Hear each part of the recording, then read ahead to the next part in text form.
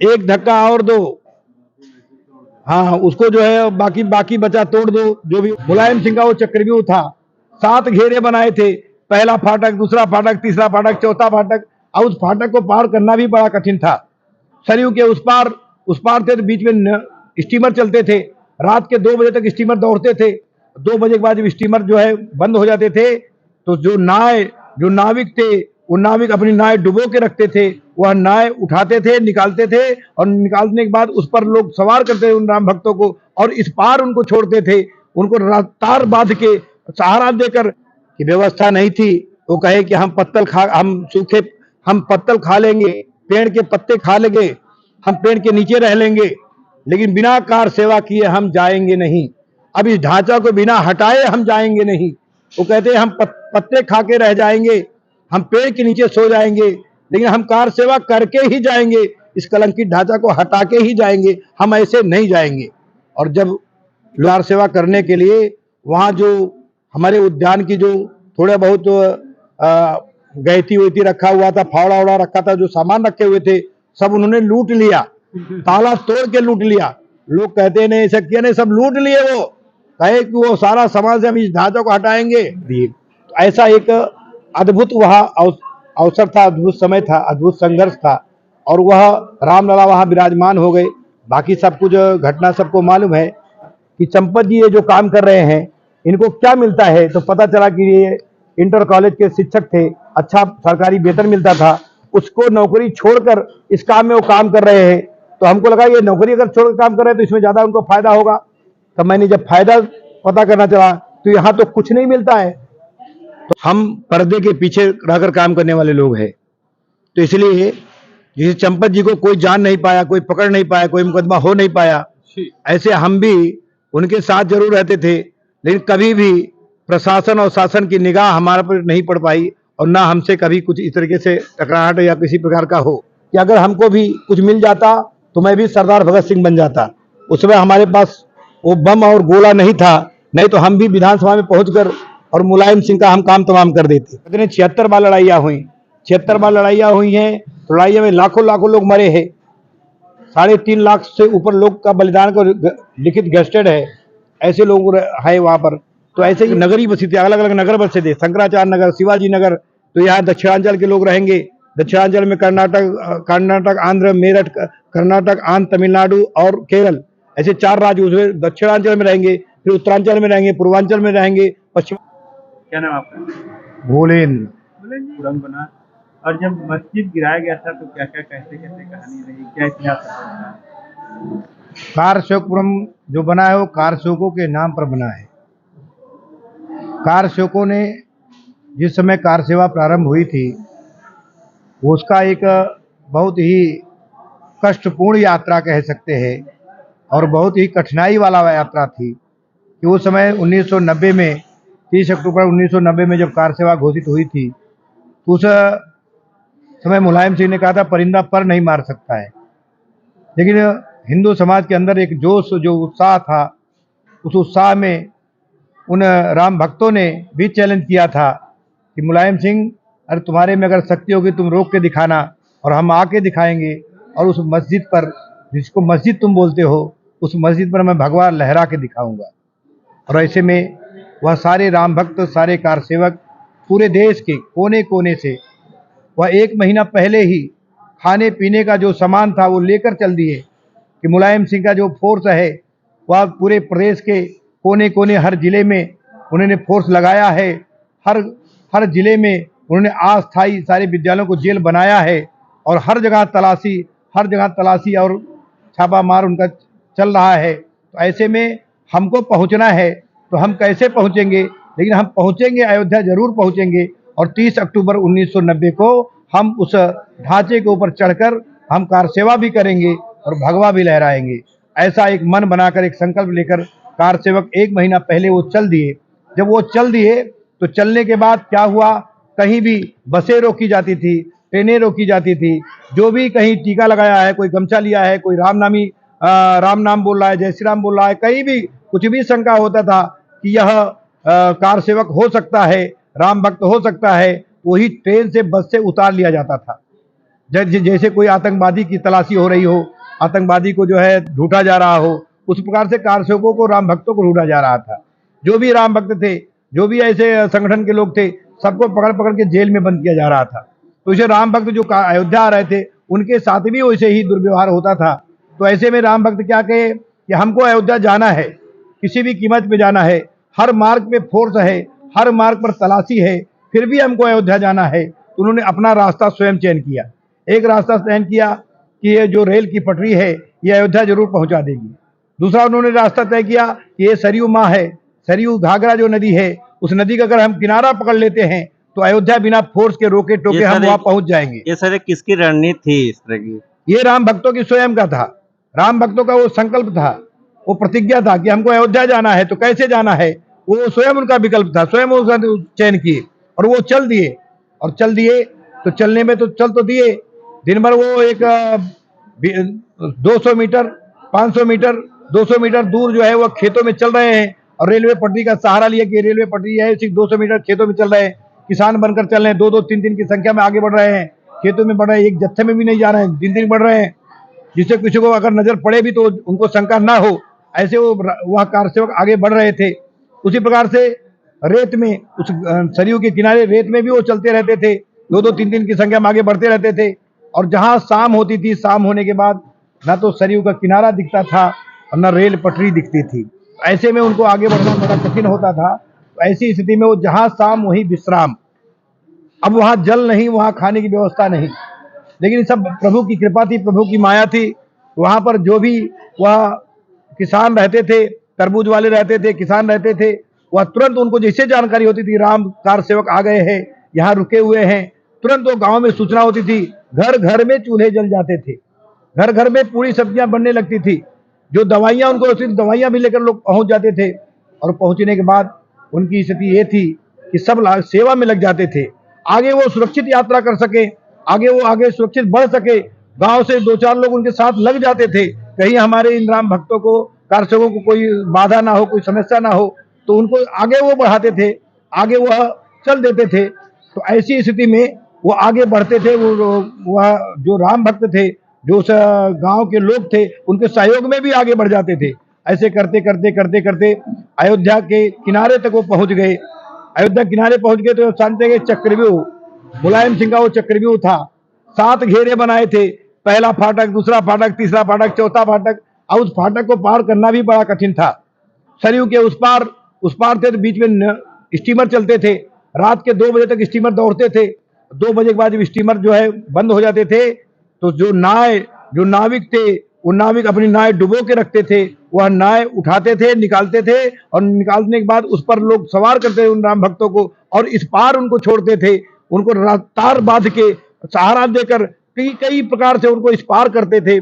उसी में आपको लगा होगा, एक घटना है सहारनपुर में, उस पार सहारनपुर एक गांव है, वहां सहारनपुर माझा में बहुत सारे कारसेवक टिके थे। पूरी फोर्स उधर बस्ती जिले की पूरी फोर्स वहां पर आ गई, लेकिन फोर्स को बंधे तक नहीं आने दिए। पूरे गांव के लोग जूझ गए, गोलीबारी हुई, दोनों गांव वाले भी गोली चलाए, उनके भी गोली चलाए, और दो वहां गांव के 2 नौजवान, 2 राम भक्त शहीद हो गए। लेकिन फोर्स को जो है कारसेवकों तक पहुंचने नहीं दिए।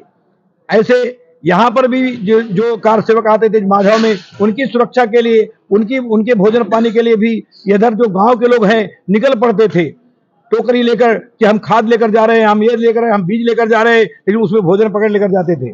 उनसे कहते थे कि आप इसको खाइए, इसको पीजिए, और आप आगे कैसे बढ़ेंगे, अपना कपड़ा इसमें करिए और लपेटिए, गमछा लपेटिए और गमछा लपेटिए, और बता देना कि मैं फला जगह पे जा रहा हूँ, उस जगह का नाम बताना, मैं फला काम से लिया है, मैं किसानी करने आया था, मैं ये काम करने आया, मैं चारा काटने आया था, चारा काट लीजिए, शरीर पे कर लीजिए और लेकर जाइए।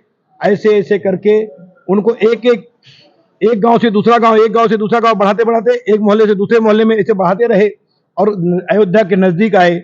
और अयोध्या के नजदीक आते आते ये जो आप कह रहे कारसेवकपुरम, ये बाग थी अमरूद की। यहाँ पर कोई भवन, यहाँ कुछ नहीं था, यहाँ बाग था। और यहाँ पर कारसेवक बड़ी संख्या में ऐसे एक गांव से दूसरे गांव से आते हुए यहाँ पहुंचे, और पहुंचने के बाद यहाँ काफी संख्या में रुके थे। मैदान छावनी पर सभा होनी थी, तो सभा वहां जाना था, तो सारे राम भक्त यहाँ छुपे हुए थे, और यहीं से वो निकल के मैदान छावनी से 4-5 सभाएं पूरे अयोध्या में 90 के समय में था, तो 5 सभाओं में वो सारे लोग गए, जगह जगह तो यहीं से निकल कर गए थे। तो ये हुआ कि जब यहीं से गए थे, बड़ी संख्या में आज छिपे हुए थे वह राम भक्त, वह कार सेवक, तो माननीय अशोक सिंघल जी ने कहा कि नहीं, इस स्थान को ले लो। 90 के बाद इस स्थान को खरीद लिया गया और 91 से यहाँ सब काम शुरू हुआ। तो यहाँ अमरूद का बाग वो हटा के सारा वो सब कुछ निर्माण शुरू हुआ। तो जो भरत कुटी है, वह पहला कमरा वहाँ बना था, और उस भरत कुटी बनने के बाद तभी से मैं इस व्यवस्था में भी आ गया। माननीय चंपत जी का केंद्र हो गया, और चंपत जी के साथ मैं इसी साकेत महाविद्यालय में छात्र था, तो चंपत जी के साथ मैं लग गया, और लगने के बाद इसी काम में हम पूर्ण रूप से समर्पित हो गए। अच्छा, कहीं न कहीं सर अगर बात करें तो आप विश्व हिंदू परिषद के प्रांत प्रचारक रहे। इसके साथ-साथ में कई एफआईआर आप पे मुकदमा दर्ज हुए हैं राष्ट्र कार्य करते हुए। इस विषय पे क्या कहना चाहेंगे, और उस समय के बाद का जो सफर था, आज के विषय पे क्या बताना चाहेंगे, तब के और आज के तुलनात्मक बातों में? देखिए, ऐसा है कि हम पर्दे के पीछे रहकर काम करने वाले लोग हैं, तो इसलिए जैसे चंपत जी को कोई जान नहीं पाया, कोई पकड़ नहीं पाया, कोई मुकदमा हो नहीं पाया, ऐसे हम भी उनके साथ जरूर रहते थे, लेकिन कभी भी प्रशासन और शासन की निगाह हमारे पर नहीं पड़ पाई, और ना हमसे कभी कुछ इस तरीके से टकराहट या किसी प्रकार का हो, क्योंकि हम लोग अंदरूनी काम करने वाले लोग थे, व्यवस्था देखने वाले लोग थे, व्यवस्था अपना देखते रहते थे, सारा व्यवस्था सब चलती रहती थी, सब जहाँ प्रमुख लगे रहते थे। उस समय 91 में जब जुड़ने के बाद धीरे धीरे तमाम सर्वदेव अनुष्ठान हुआ, जो प्लेटफार्म बन रहा था, जुलाई में प्लेटफार्म बनना शुरू हुआ, वहाँ पर राम जन्मभूमि पर उसका प्लेटफार्म जब बनना शुरू हुआ, तो प्लेटफार्म जो है बनना शुरू, उसमें भी कार सेवा, तो उसमें कोर्ट के निर्देश पर वह रोकना पड़ा। फिर आगे जो है 6 दिसंबर 1992 की कार सेवा घोषित हुई, तो 6 दिसंबर 92 की कार सेवा में भी तमाम चरण पादुका के माध्यम से, उसके माध्यम से पूरा माहौल पूरे देश में बना। लेकिन 6 दिसंबर 1992 की जो घटना थी, वह भी अद्भुत थी, अद्वितीय थी। 26 नवंबर से ही कार सेवक आना प्रारंभ हो गए।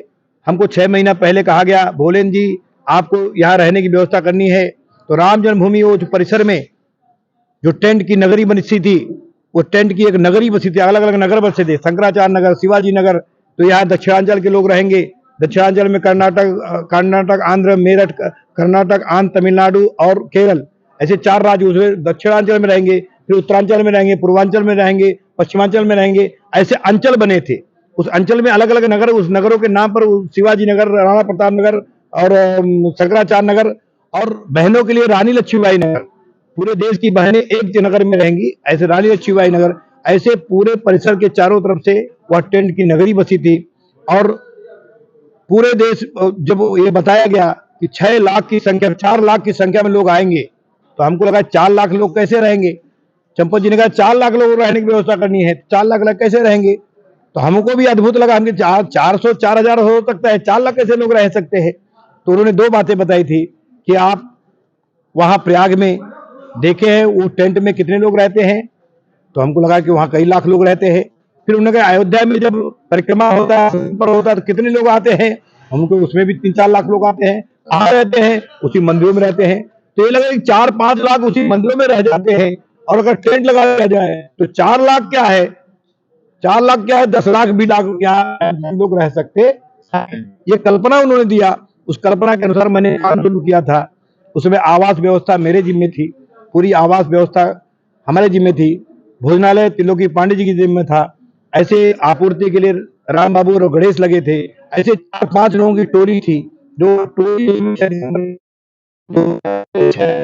काम शुरू करने, और वह काम शुरू करना शुरू हुआ था। कार सेवक 26 नवंबर से आना प्रारंभ हो गए, और 26 नवंबर से आना प्रारंभ हो गए। उनके रहने की व्यवस्था 30 नवंबर तक आते आते वह पूरे टेंट हो गए, जगह नहीं, मंदिरों में भी जो बड़े बड़े भोजनालय चल रहे थे, एक भोजनालय में 200 कर्मचारी 100 थे और 100 काम घंटे लाइन ही लगे रहे। वहां प्रसाद वितरण का काम 24 घंटे होता था, रुकता नहीं था, रात में भी पूरा चलता रहता था, दिन में भी चलता रहता था। तो कर्मचारी सोते थे, कर्मचारी जागते थे, इस प्रकार के चलते थे। लगा कि भाई अगर ये संख्या ऐसे ही आती रही तो मान लीजिए ठंडक का समय है, वो 10 की जगह पर 20 रह लेंगे, उस कक्ष में सट के सो जाएंगे, लेकिन अगर खाने को नहीं मिलेगा तो फिर क्या होगा। तो ऐसी स्थिति में तुरंत 1 तारीख को सूचना हुई, आसपास के इस पूरे जिलों में सूचना हुई, घर घर फिर चूल्हे जल गए। जगह जगह पूरी रोटी पूरी सब्जी आने लगा और आसपास के जिलों में सूचनाएं हो गई। गाड़ियां भर भर के पैकेट आने लगे और पैकेट के ढेर लगने लगे, क्योंकि वहां भोजनालय में भी किसी भी होटल में भी खाने की व्यवस्था नहीं थी, वो सब उतनी संख्या में नहीं हो सकता था। तो ऐसे में वह ढेर लगने लगा। फिर खाने की व्यवस्था ऐसा मैनेजमेंट हुआ पूरे आसपास के जिलों से, यहाँ तक दूसरे प्रदेशों से खाने का सूखा सामान ट्रक से ट्रक लद के आने लगे। मैंने किसी भी चीज का कमी नहीं रहा। जब सूचना हुआ तो राम भक्तों के रहने खाने की कोई कमी ना हो, इस दृष्टि से वो एक हुजूम हुआ, एक उत्साह दिखा। आज वही उत्साह, वही उमंग और उससे ज्यादा, उस समय तो संघर्ष काल था, आज खुशियों का काल है। जब 6 दिसंबर आया था वो दिन तो बताइए, किस क्या उत्साह था, कैसे घटना 6 दिसंबर की जो उत्साह था उसको वर्णन करना बहुत ही आज की पीढ़ी कठिन है कि उस समय 6 दिसंबर के समय में लोग आए, तो आने के बाद मैं बता रहा हूं कि व्यवस्था नहीं थी। वो कहे कि हम पत्तल खा लेंगे, पेड़ के पत्ते खा लेंगे, हम पेड़ के नीचे रह लेंगे, लेकिन बिना कार सेवा किए हम जाएंगे नहीं। अब इस ढांचा को बिना हटाए हम जाएंगे नहीं। वो कहते हैं हम पत्ते खा के रह जाएंगे, हम पेड़ के नीचे सो जाएंगे, लेकिन हम कार सेवा करके ही जाएंगे, इस कलंकित ढांचा को हटा के ही जाएंगे, हम ऐसे नहीं जाएंगे। और जब लोगों ने निर्णय किया कि वहां बालू से कार सेवा करनी है, तो आप कल्पना करेंगे, हम तो आवास व्यवस्था देख रहे थे, उनके बीच में जब जाते थे तो वो बोलते थे कि बालू पहले पूजन भी हो चुका था। इतना गुस्से में थे कि अब उसको मैं नहीं कह सकता हूं। इतना गुस्से में थे, कहते थे कि मैं कार सेवा करके ही जाऊंगा। यहां तक कि कार सेवा करने के लिए वहां जो हमारे उद्यान की जो थोड़ा बहुत गैती वैती रखा हुआ था, फावड़ा वड़ा रखा था, जो सामान रखे हुए थे सब उन्होंने लूट लिया, ताला तोड़ के लूट लिया। लोग कहते नहीं ऐसा किया, नहीं सब लूट लिए। वो कहे कि वो सारा सामान से हम इस ढांचा को हटाएंगे, वो लूट लिए और वह सारा लूट कर वह उसी उद्यान का सामान लूट कर ले गए। और आप कल्पना नहीं करेंगे कि चारों तरफ से वो लगाया गया था 6 दिसंबर के समय, वो चारों तरफ सुरक्षा भी लगी थी और भी लोग लगे थे। लेकिन जब बीच में बड़े बड़े जो कहीं वामदेव जी महाराज आ रहे हैं तो उनकी संख्या हुजूम आ रही है, कहीं सिंगल जी आ रहे हैं उनकी, तो हुजूम जब अंदर जाता है प्लेटफॉर्म पूजा करने के लिए, उसी हुजूम के साथ कई हजार लोग उसके अंदर घुस जाते थे। धीरे धीरे वह जो दायरा है वो टूट गया, जब नियंत्रण से बाहर हो गया। जब बाहर हो गया तो जो बैरिकेडिंग लगी थी, जो बांस लगा था, उसी बांसों को निकाल निकाल के सब कार सेवक, वो जो तार के जो कांटे लगे थे उसी कांटों पर रख रख के एकदम छलांग लगा के, जिसे हनुमान जी छलांग लगा रहे हो, छलांग लगा लगा के उसके ऊपर वह पहुंच गए और वह कार सेवा प्रारंभ कर दिए। कार सेवा जिस समय प्रारंभ किए वह इतना ही अद्भुत था कि आप कल्पना नहीं करेंगे कि वह ऐसे लटकते थे जैसे ऐसे कहते आम जो होते हैं ना, एक दूसरे से सटे हुए, एक दूसरे से पकड़े हुए आम ऐसे गुच्छा होता है, ऐसे एक दूसरे के किसी का उंगली किसी कपड़ा पहन के ऐसे लोग लटके हुए हैं। और एक छूटता था ऐसे गिरते थे नीचे, फिर छूटता था, तीसरा गिरता, चौथा गिरता था, और इतने गिरते थे आपको कल्पना नहीं होगी कि वह एकदम लाइन यहां उठाकर घायलों को लेकर जब निकलते थे तो पूरा जहां पर एक सरसों डालने पर भी वो एकदम बिल्कुल जगह नहीं होती थी। जैसे उनको घायलों को लेकर निकलते थे पूरा एकदम बिल्कुल जैसे किसी नदी में पत्थर मारने पर ऐसे पानी ऐसे घोर जाता है वैसे पूरा हो जाता था, और पीछे वो लेकर निकल जाते थे। वहां से आह्वान होता था कि देखिए कार सेवा नीचे से करिए, नीचे उतर रहिए, नीचे उतर रहिए, कार सेवा नीचे से करिए। कार सेवक उतरने के लिए तैयार नहीं। अंत में एक छोटा सा कहते हैं ना पड़ाका दगाना, भाई बम लग गया, बम लग गया, बम लग गया, पड़ाका दगाया गया। थोड़ा दगाने के बाद ये हुआ कि भाई नहीं नीचे आइए, वो बम लग गया, वो गिर जाएगा, ऐसा कर जाएगा। उनको करने के लिए तब वो जाकर हटे, सब लोग नीचे जो थे उनको बुलाने लगे, नीचे आइए, नीचे आइए, नीचे आइए, अब ढांचा गिरने वाला, तब जाकर वह रुकना हुआ। और वह जो कार सेवक जो नीचे सब लगे सब कार सेवा करके उसको फिर वह धीरे धीरे, आप कल्पना तो उस समय हुआ जब वह जो ढांचा गिरा, एक एक ईंट क्या है, ढेला नहीं बचा, उस समय नारा लगा, ढेला नहीं बचा। वो ठीक है, एक धक्का और दो, जब एक ढांचा गिरा तो एक धक्का और दो, माँ भारती वो सब नारा तो चल ही रहा था। सबसे बड़ा पूरा नारा क्या था? एक धक्का और दो, हाँ उसको जो है बाकी बचा तोड़ दो, जो भी वो नारा था वो चल रहा था। एक तो जो है मेन वो था कि ढांचा गिरने के बाद इतना बड़ा विशाल ढांचा, उस ढांचे के पास जो वो था, ईंट जो था, जो बड़े बड़े वो कड़ थे, एक भी बचे नहीं। वो कहते ना, उसको एक एक कार सेवक सब लेकर गए, जिसको नहीं मिला वो ईंटा तोड़ के दूसरा ईंटा तो आधा बांट के ले लिए, लेकिन एक नहीं छोड़े। वहां पर मिट्टी बची थी, उसी मिट्टी को हटाकर, उसमें बाबा सत्यनारायण जी थे, बड़े अच्छे कलाकार थे, पेंटिंग वो बनाते थे। वह जल्दी जल्दी कपड़ा उपड़ा ले आए, सारा वो सब किए। फिर हम लोग बल्लियां जो वहाँ इकट्ठी बल्लियां इकट्ठा किए, वहाँ बल्लियां गाड़े, जो इधर आसपास ईंट था, ईंट को जो है एक आधा ईंट का जो है हाथों से सीमेंट उमेंट लाकर जोड़कर हाथों से वह चबूतरा बनाए, वह सीढ़ियाँ बनाए, वह किए, और भगवान राम को वहाँ विराजमान कर दिए। तो ऐसा एक अद्भुत वहाँ अवसर था, अद्भुत समय था, अद्भुत संघर्ष था, और वह रामलला वहाँ विराजमान हो गए। बाकी सब कुछ घटना सबको मालूम है कि 2003 में खुदाई हुई, 2010 में हाई कोर्ट का निर्णय हुआ, फिर 2019 में पूरा निर्णय राम जन्मभूमि के पक्ष में आ गया। आज सब कुछ होने के बाद आज वहाँ भव्य मंदिर का लोकार्पण होने जा रहा है बाजू, इस पे क्या कहेंगे? आज जो हो रहा है वह उसके पीछे कोटि कोटि राम भक्तों का त्याग और समर्पण और बलिदान है।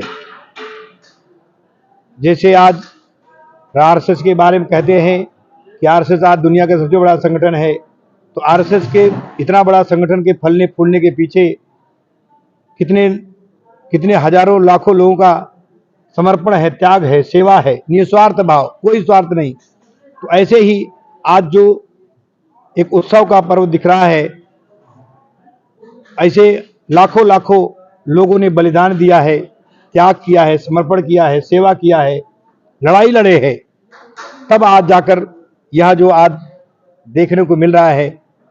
अब कोई ऐसी कहते हैं 76 बार लड़ाइयाँ हुई, 76 बार लड़ाइयाँ हुई हैं, तो लड़ाइयों में लाखों लाखों लोग मरे हैं, 3.5 लाख से ऊपर लोग का बलिदान को लिखित गेस्टेड है, ऐसे लोग है वहाँ पर।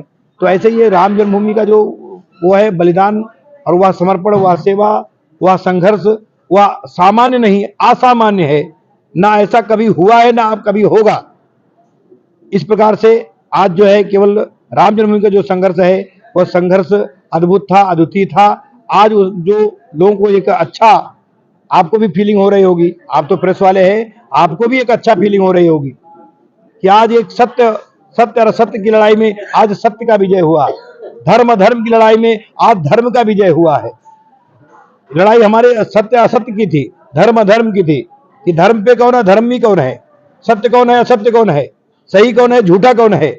आज वह साबित हो गया कि हम सत्य पर थे, हम सही थे, हम धर्म पे थे, और आज हम वह विजय पर्व मना रहे हैं। और वह जब कोई विजय होता है, एक छोटी सी विजय होती है किसी लड़ाई, किसी संघर्ष में, कितनी परम अनुभूति होती है, कितनी खुशी होती है। जो खुशी उस समय होती हो, अब उस कल्पना करिए किसी लड़ाई को बड़े संघर्ष के बाद, बड़े समर्पण, त्याग, बलिदान के बाद जब उसमें आपको विजय मिलती है, तो कैसा अनुभूति होती होगी, आप स्वयं उसको अनुभव कर सकते हैं। उसी प्रकार की अनुभूति आज संपूर्ण हिंदू समाज और राम भक्तों को हो रही है। जो खुशी आज इस रामलला के प्राण प्रतिष्ठा को होकर हो रही है, वह अद्भुत है, वह अद्वितीय है। अब वह उसका वर्णन नहीं कर सकते हैं कि हम भी आए थे, यहाँ पर पढ़ाई करने आए थे, साकेत महाविद्यालय में छात्र था, और क्या तो रामलला को कि भाई यहाँ पर जब ये हमको पता चला कि ये जो गोलियां जब चली, लोग मारे गए, तो जलियांवाला बाग हमको संस्मरण में आ गया। ये जलियांवाला बाग है, ये जलियांवाला बाग तो आजादी के बाद जलियांवाला बाग कैसे हो रहा है, ये क्यों हो रहा है, ऐसा क्यों हो रहा है, ये जलियांवाला बाग कैसे हो गया। वो तो आतंकवादी नहीं थे, वो तो कोई ऐसे थे कि बंदूक खंदूक नहीं लिए थे, कोई ऐसे आक्रमण नहीं किए थे, वो राम राम कहते, राम राम करने वाले के ऊपर गोलियां चले, उनको मारा जाए, उनको पीटा जाए, उनको इस प्रकार से किया जाए, वह बहुत ही द्रवित करने वाला था। और उससे द्रवित होकर उस गुस्से में कहते ना कि अगर हमको भी कुछ मिल जाता तो मैं भी सरदार भगत सिंह बन जाता। उस समय हमारे पास वो बम और गोला नहीं था, नहीं तो हम भी विधानसभा में पहुंचकर और मुलायम सिंह का हम काम तमाम कर देते, लेकिन नहीं कर सकते थे। हम इस आंदोलन में, इसमें हम रुक गए, और ऐसे हमको अधिकारियों को स्नेह मिला, प्यार मिला। उस स्नेह और प्यार में हम भी अपने को समर्पित हो गए कि जब तक रामलला का वह मंदिर भव्य नहीं बन जाता है, वह कलंकी ढांचा नहीं हट जाता है, तब तक इस मिशन में हम भी अब चुपचाप नहीं बैठने वाले हैं। इस मिशन के लिए ही काम करेंगे और तब तक हम करते रहेंगे, इसके अलावा हम कुछ नहीं करेंगे, ऐसा संकल्प लेकर हम भी इस मिशन में लग गए माननीय तो चंपत जी के साथ। अशोक सिंघल जी इस आंदोलन के क्या प्रेरणा थे? माननीय अशोक सिंघल जी, माननीय चंपत जी, ऋतंबरा जी, उमा भारती जी, इन्हीं की हमको प्रेरणा मिली। जब मैं यहाँ इसमें जुड़ा, जानकी महल एक ऐसा स्थान है जहाँ पर सारे अधिकारी रहते हैं यहाँ, और रहने का कोई व्यवस्था अयोध्या में नहीं था। वहाँ मुझको व्यवस्था में, पहला हमारा काम उस व्यवस्था में उन जितने भी अधिकारी आते थे उनकी सेवा में हम लग गए। उन सेवा में जब लगते थे तो मैं यही जानने के पहले माननीय चंपत जी का जानना शुरू किया कि चंपत जी ये जो काम कर रहे हैं इनको क्या मिलता है। तो पता चला कि ये इंटर कॉलेज के शिक्षक थे, अच्छा सरकारी वेतन मिलता था, उसको नौकरी छोड़कर इस काम में वो काम कर रहे हैं। तो हमको लगा ये नौकरी अगर छोड़कर काम कर रहे हैं तो इसमें ज़्यादा उनको फायदा होगा। तो मैंने जब फायदा पता करना चला तो यहाँ तो कुछ नहीं मिलता है। तो हमको एक अद्वितीय लगा, भाई यहाँ कुछ नहीं मिलता है इनको और वो सरकारी नौकरी छोड़कर यहाँ काम कर रहे हैं। तो हमको एकदम अचंभा लगा। जब और पता किया, नहीं ये ऐसे लोग देश समाज धर्म के लिए अपना नौकरी छोड़ सकते हैं, अपना घर छोड़ सकते हैं, अपना परिवार छोड़ सकते हैं, ऐसे लोग भी अभी हैं क्या? आज़ादी होने के बाद, आज़ादी के आंदोलन में तो ऐसे लोग थे, लेकिन आज़ादी मिलने के बाद भी ऐसे लोग अभी हैं जो अपने देश के नाम पर, अपने समाज के नाम पर, अपने धर्म के नाम पर अपना जीवन समर्पण कर सकते हैं, जीवन होम कर सकते हैं। ऐसे लोग अभी भी हैं। ये हमको एक आश्चर्य और अचंभा लगा। और जब चंपत जी के बारे में जब मैंने अनुभव किया तो पता चला कि चंपत जी एक ही नहीं है, ऐसे हजारों चंपत है। तो माननीय अशोक सिंघल जी, रज्जू भैया, पीतम्बरा जी, ये सब की व्यवस्था में मैं रहा हूँ।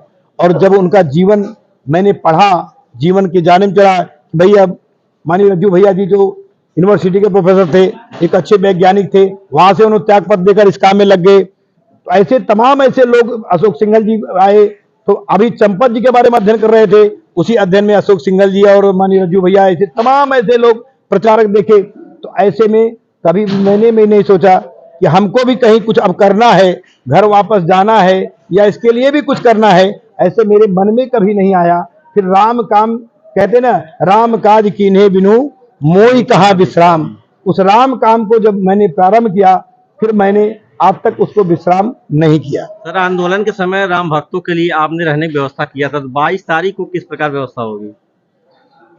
22 तारीख की व्यवस्था, क्या आपको सबको पता है कि 22 तारीख की सीमित संख्या आने वाली है। 6 दिसंबर में असीमित था। ये तो आप लोग कह रहे हैं सीमित, जो मैं बता रहा हूं 6 दिसंबर में असीमित था, 22 तारीख को वह सीमित है। 22 के बाद वह सीमित हो सकता है। 22 के बाद जब वह दर्शन प्रारंभ होगा तो संगठन की तरफ से तो निश्चित लोग आएंगे, 25-30 हजार लोग तो आएंगे ही, लेकिन पूरे देश से लोग कितने आएंगे उसको कोई रोकने वाला नहीं है। न शासन रोक सकता है, न प्रशासन रोक सकता है।